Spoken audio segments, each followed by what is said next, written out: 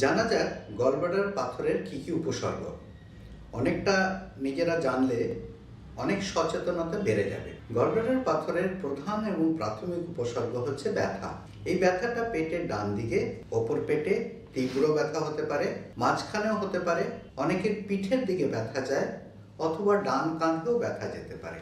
এই ব্যথাটা যেমন কয়েক ঘন্টা থাকতে পারে, কয়েক মিনিট থাকতে পারে, অথবা তীব্র ব্যথা এবং বমি একদিন কি দুদিন ধরে চলতে পারে। এই ব্যথার সঙ্গে আনুষঙ্গিকভাবে যে যে জিনিসগুলো হয়, যেমন খিদে চলে যায়, বমি ভাব বা বমি হয় এবং অল্প একটু চোখ হলুদও হতে পারে, অর্থাৎ হালকা জন্ডিসও হতে পারে। গলব্লাডারের পাথর যদি পিত্তনালীতে নেমে যায় সেক্ষেত্রে কিন্তু জটিলতা আরও বাড়তে পারে, অর্থাৎ সেক্ষেত্রে জন্ডিস তীব্র হতে পারে, তার সঙ্গে জ্বর বা কাঁপুনি হতে পারে এবং ব্যথা তীব্র হতে পারে।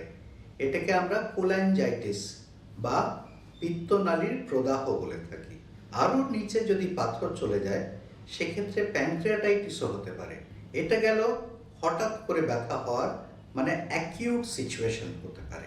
এছাড়া কি হতে পারে? প্রতিদিনের জীবনে গ্যাস অম্বল হচ্ছে, অ্যান্টাসিড খেয়ে চালিয়ে দিচ্ছেন, চোয়া ঢেকুর হচ্ছে, ওপর পেটে ফুলে ফাঁপার একটু অস্বস্তি হচ্ছে, বিশেষ করে একটু তেল ঝাল খেলেই কেমন পেটটা টাইট হয়ে থাকে। এই জিনিসটাই যে গ্যাস অম্বলের সমস্যা, এটাকে আমরা বলি ডিসপেপসিয়া।